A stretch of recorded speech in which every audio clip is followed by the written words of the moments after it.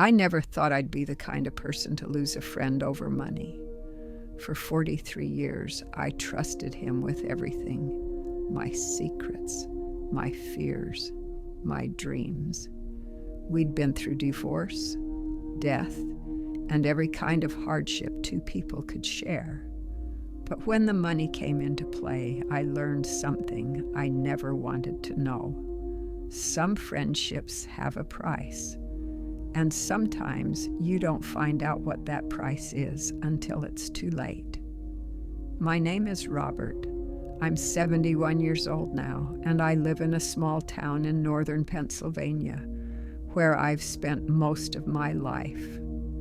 The kind of place where everyone knows your name, where you wave at neighbors from your porch, where time moves a little slower than the rest of the world.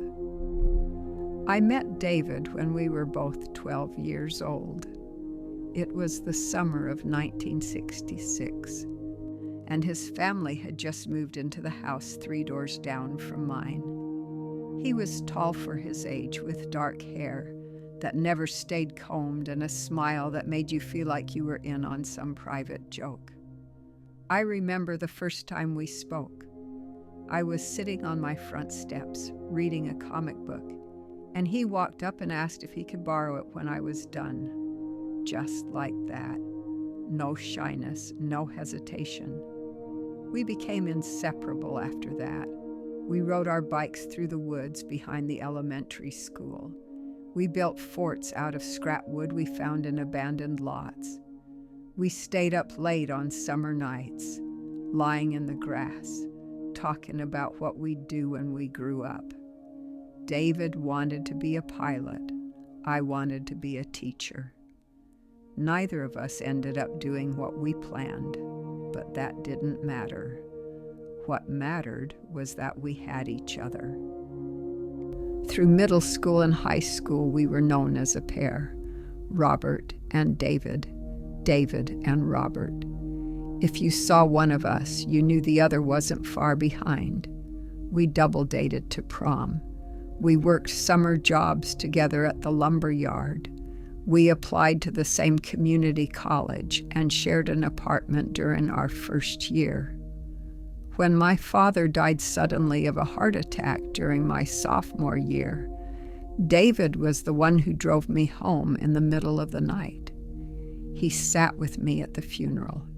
He didn't try to fill the silence with words. He just stayed.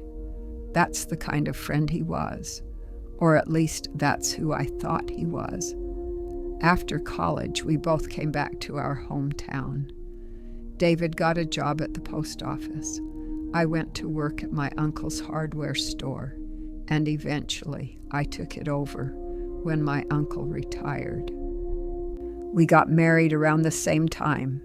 David married a woman named Susan. I married Linda. Our wives got along well enough, though they were never as close as David and I were. We had kids. We coached Little League together. We spent holidays at each other's houses. Our families blurred together in the way that happens when you've known someone your whole life. David was there when my first child was born. I was there when his mother passed away. We didn't need to say much to each other. We just knew. That's what 40 years of friendship does. It builds a language that doesn't need words. I trusted him the way you trust your own heartbeat, completely, without question. The trouble started in 2015. I was 60 years old, and I'd been thinking about retirement. The hardware store was doing well enough, but the work was getting harder. My knees weren't what they used to be, and the long hours were wearing me down. David had been talking about retirement, too. He'd put in 35 years at the post office, and he was eligible for his pension. One evening in late September, he came over to my house after dinner. Linda was visiting her sister, so it was just the two of us sitting on the back porch, drinking beer and watching the sun go down. "I've been thinking about something," David said. He had that look in his eye, the same look he used to get when we were kids, and he'd come up with some new adventure. "What's that?" I asked. "You know that old building on Main Street? The one that used to be the pharmacy?" I nodded. Everyone in town knew it. It had been sitting empty for 5 years, ever since the pharmacy moved to a bigger location near the highway. "I've been talking to the owner," David said. "He's willing to sell it cheap, real cheap." I took a sip of my beer and waited. "I'm thinking we could turn it into something," he continued. "A coffee shop maybe, or a bookstore. Something this town needs. Something we could run together." I looked at him. "We don't know anything about running a coffee shop." "We could learn," he said. "Come on, Rob. We've been talking about doing something together for years. This could be it. Something we build. Something we leave behind." There was excitement in his voice, the kind of excitement I hadn't heard in a long time. And I'll be honest, it was contagious. I'd been running the hardware store for 30 years. It was steady work, but it wasn't mine. Not really. It was my uncle's legacy, and I was just keeping it going.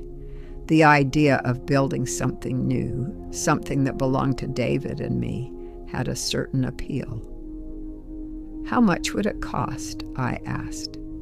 "The building is $80,000, David said, but we'd need another 40 or 50 for renovations and startup costs. I'm thinking we split it down the middle, $65,000 each." I did the math in my head. $65,000 was a lot of money, but I had it. I'd been saving for retirement, and I had about $90,000 in the bank. "I don't know," I said. "That's a big risk." "It is," David admitted, "but we'd be doing it together, and you know I wouldn't steer you wrong." He looked at me then, and I saw something in his eyes that I recognized. Trust, the same trust I felt for him. "Let me think about it," I said. Over the next few weeks, David and I talked about the idea more. He showed me sketches he'd drawn of what the coffee shop could look like. He'd already talked to a contractor friend of his about renovation costs. He'd even come up with a name, the Corner Cup. Linda was skeptical.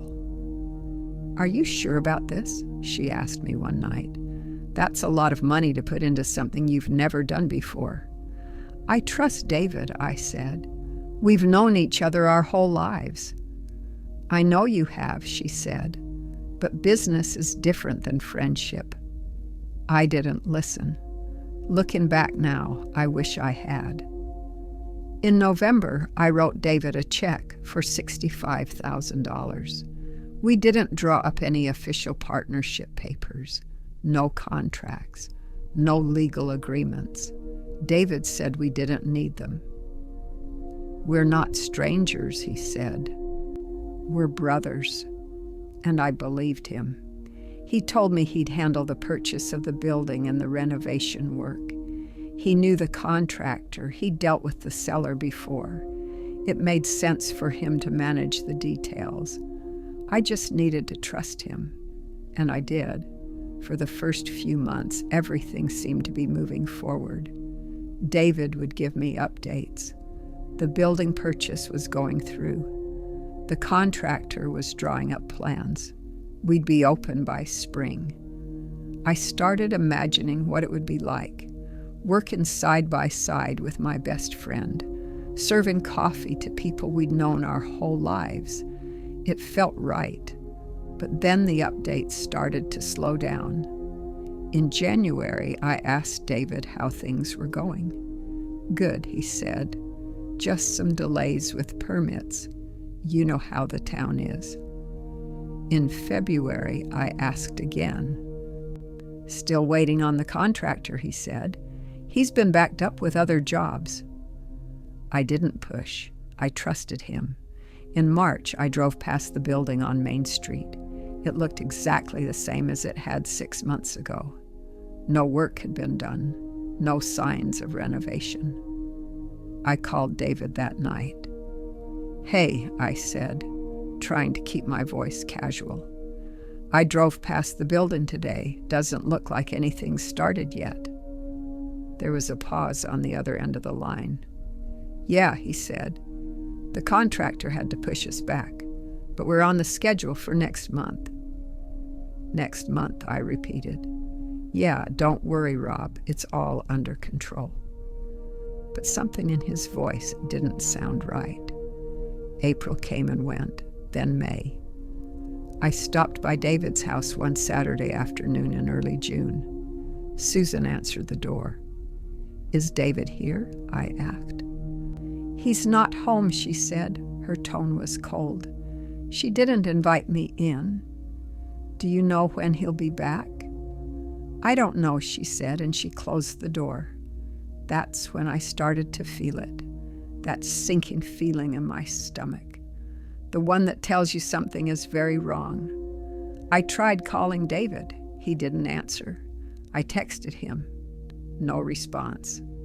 A week later, I saw him at the grocery store. He was in the produce section, and when he saw me, he turned and walked the other way. I followed him. "David," I called out. He stopped but didn't turn around. I caught up to him. "What's going on?" I asked. "Why are you avoiding me?" He finally looked at me, and what I saw in his face made my blood run cold. Guilt. "I need to talk to you," I said. "About the coffee shop. About the money." "Not here," he said quietly. "Then where?" "I'll call you," he said, and he walked away. He never called. I couldn't sleep that night, or the next night, or the night after that. I kept replaying every conversation we'd had over the past 9 months, every update, every excuse. And I started to see the pattern. There had never been any permits. There had never been any contractor. There had probably never been a plan to buy the building at all. The money was gone, and so was my friend. I went to the bank and pulled my statements. The check I'd written to David had been cashed in November, the day after I gave it to him. I drove to the town clerk's office and asked if there had been any recent sale of the old pharmacy building. There hadn't. I sat in my car in the parking lot, gripping the steering wheel, trying to process what I was learning. David had lied to me. He'd taken my money, $65,000 that I'd saved for my retirement, and he'd lied. But more than that, he'd broken something I didn't know could be broken. He'd broken 43 years of trust. I didn't confront him right away. I needed time to think, to understand, to figure out what I was going to do. Linda found me sitting in the garage one evening, just staring at the wall. "What's wrong?" she asked. I told her everything. She sat down next to me and didn't say anything for a long time. Finally, she asked, "What are you going to do?" "I don't know," I said. "Are you going to press charges?" I hadn't even thought about that. The idea of taking legal action against David felt impossible. He was my friend.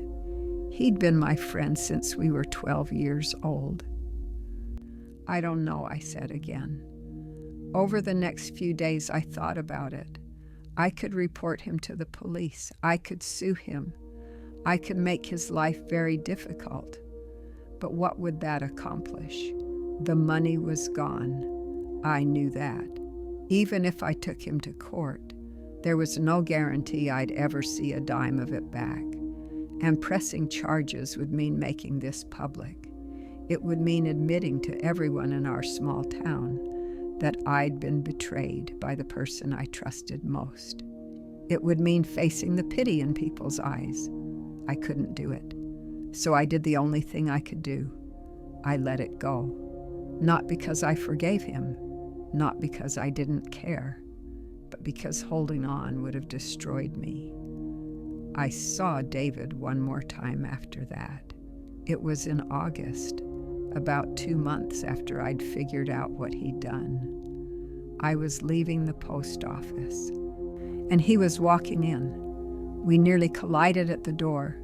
We stood there for a moment, face to face. I waited for him to say something, to explain, to apologize, but he just looked at me with those same guilty eyes, and then he stepped aside to let me pass. I walked to my car and sat in the driver's seat for 10 minutes, just breathing. That was it. That was the last conversation we never had. The hardest part wasn't the money. I know that sounds strange, but it's true. $65,000 was a significant loss. It set my retirement back by years. It meant Linda and I had to adjust our plans, scale back our dreams. But money is just money. What I lost was something deeper. I lost the memories.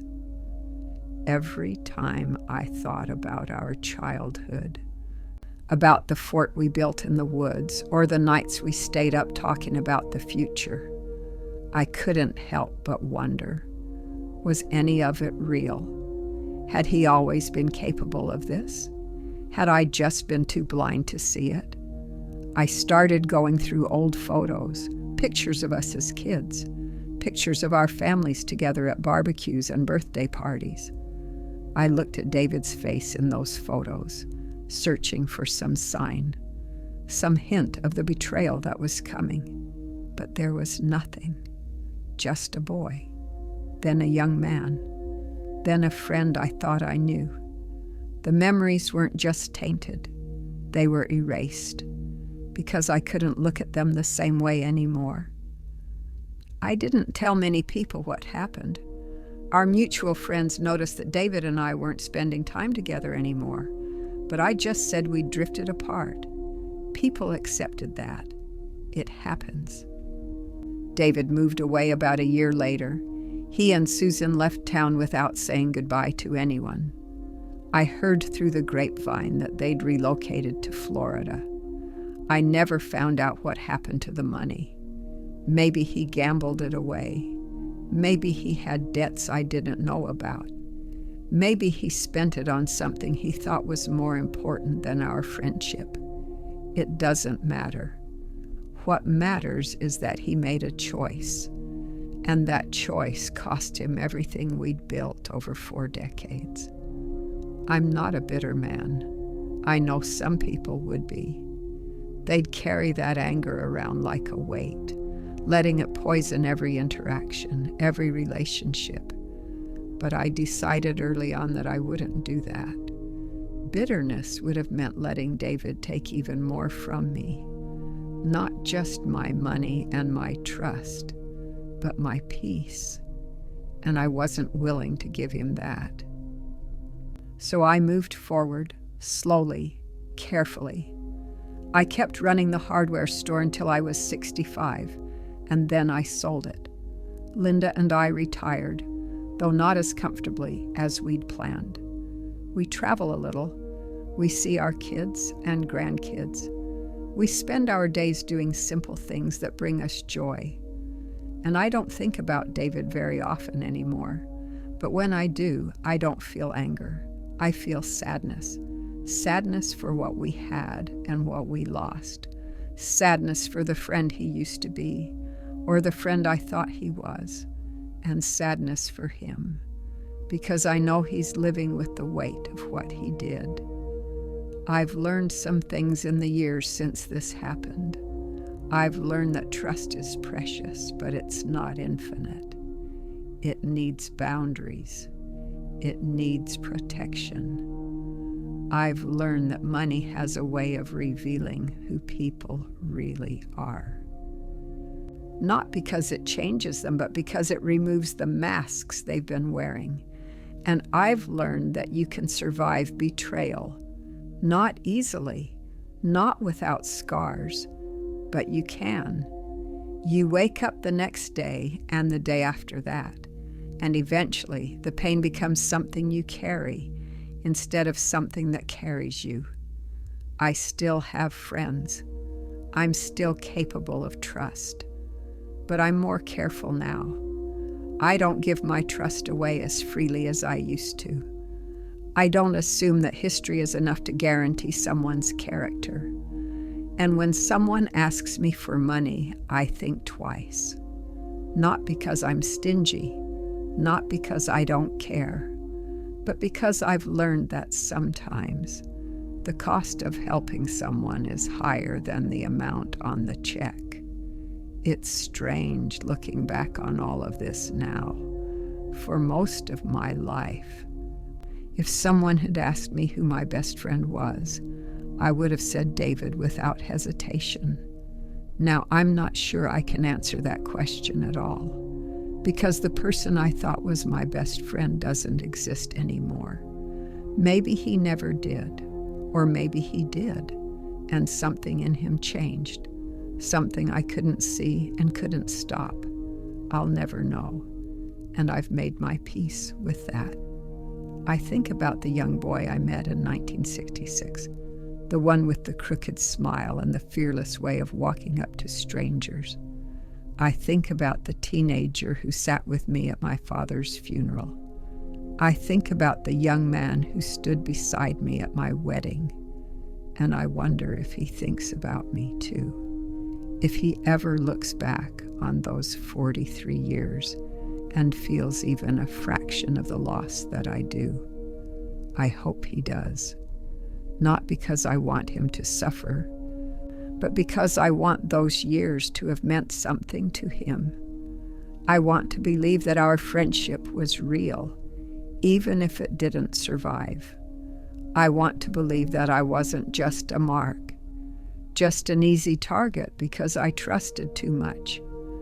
I want to believe that somewhere, buried beneath the lies and the betrayal, there was a real person who really cared about me, even if he forgot how to show it. Linda asked me once if I would ever forgive him. I told her I didn't know. Forgiveness is a complicated thing.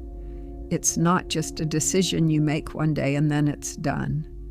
It's a process, a slow, painful process of letting go of the hurt and the anger and the questions that will never be answered. I don't know if I've forgiven David, but I've released him. I've stopped waiting for an apology that will never come. I've stopped hoping for an explanation that would make sense of it all. I've accepted that this is what happened, and nothing I do can change it. And maybe that's enough.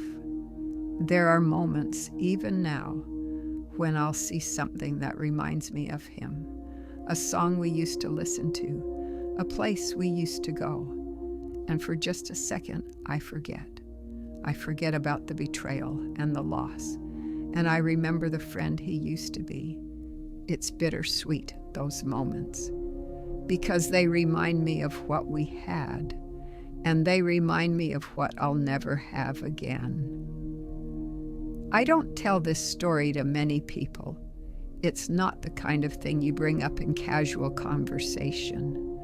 But I'm telling it now because I think there are others out there who've been through something similar. People who've been betrayed by someone they trusted, someone they loved. And I want them to know that they're not alone. I want them to know that the pain they're feeling is real and valid and understandable.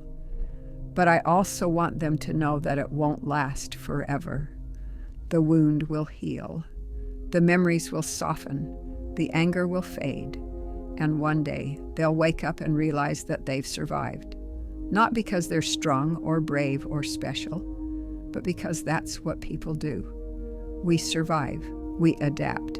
We move forward. If I could go back and do things differently, I'm not sure what I would change. I could say I wouldn't have given him the money, that I would have insisted on contracts and lawyers and all the things Linda suggested. But then I wonder if that would have just delayed the inevitable. Maybe David would have found another way to betray me.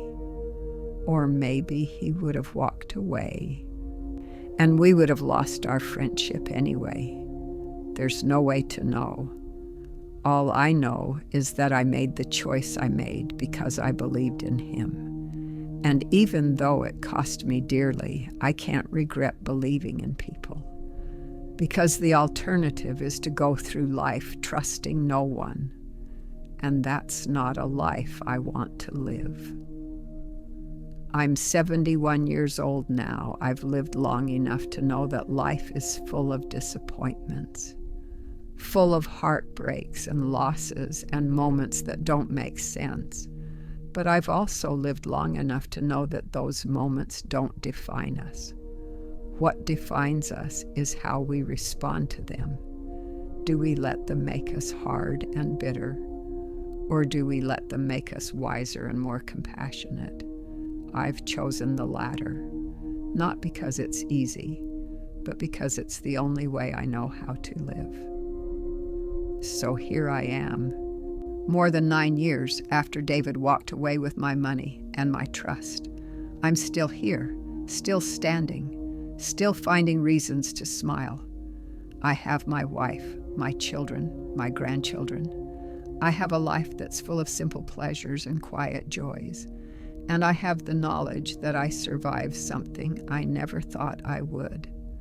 The betrayal didn't break me. It changed me, yes, but it didn't break me. Sometimes late at night, when the house is quiet and Linda is asleep beside me, I think about what I would say to David if I ever saw him again. I've imagined that conversation 1,000 times. In some versions, I'm angry. I demand answers. I make him face what he did. In other versions, I'm calm. I tell him I've moved on. I tell him I don't need his apology. But I think if I really saw him, I wouldn't say much at all. I'd just look at him and see a stranger, someone who used to be my friend, someone who made a choice that neither of us can undo. And then I'd walk away, because there's nothing left to say. I don't know if David ever thinks about me. I don't know if he regrets what he did, or if he's convinced himself that he had no choice. I don't know if he's happy, or if the guilt eats at him the way the loss ate at me. And the truth is, I don't need to know. His life is his to live, and mine is mine. We're separate now, the way we probably always should have been, because friendship, real friendship, doesn't end the way ours did. Real friendship can survive distance and time and disagreement, but it can't survive betrayal. Not like that. If there's anything I want people to take away from this story, it's this: trust is a gift, a precious, fragile gift. And when you give it to someone, you're giving them the power to hurt you in ways you never imagined. But that doesn't mean you should stop giving it. It just means you should give it carefully to people who've earned it, who've proven over time that they're worthy of it. And even then, protect yourself, not because you don't trust them, but because life is unpredictable. People change, circumstances change, and sometimes the person you thought you knew turns out to be someone else entirely. I still live in the same small town where I grew up, the same town where David and I built forts and rode bikes and dreamed about the future. I drive past his old house sometimes. There's a different family living there now, kids playing in the yard. I drive past the building on Main Street too, the one that was supposed to be our coffee shop. It's still empty, a monument to a dream that never was. And every time I see it, I'm reminded of what I lost. But I'm also reminded of what I still have: my dignity, my integrity, my peace of mind. Those are things David couldn't take from me, no matter how hard he tried. So here I am, an old man with a story about betrayal and loss and survival. A story I never thought I'd have to tell, but a story that's mine nonetheless. And maybe by telling it, I can help someone else who's going through something similar. Someone who's feeling the sharp sting of betrayal and wondering if they'll ever feel whole again. To that person, I say this: you will. Not today, maybe not tomorrow, but eventually the pain will fade, and you'll find your way back to yourself. You'll learn to trust again, though more carefully. You'll learn to open your heart again, though with better boundaries, and you'll learn that losing someone, even someone you loved, doesn't mean you've lost yourself. You're still here, still standing, still worthy of love and trust and friendship. Don't let their betrayal convince you otherwise. I think about trust differently now. I used to think it was something you either gave or you didn't, all or nothing. But I've learned that trust can exist in degrees. You can trust someone with your secrets, but not your money. You can trust someone with your time, but not your heart. And that's okay. It doesn't make you cynical or cold. It makes you wise. Because wisdom is knowing that every person in your life deserves a different level of trust, based on who they've shown themselves to be. And sometimes, the people who've known you the longest aren't the ones who deserve your trust the most. Have you ever lost a friend because of money? Have you ever given your trust to someone only to have them break it in ways you never saw coming? If you have, I hope you know you're not alone. And I hope you know that what happened doesn't define you. It defines them. You're still the person who was brave enough to trust, who was generous enough to give. And that's something to be proud of, even when it hurts.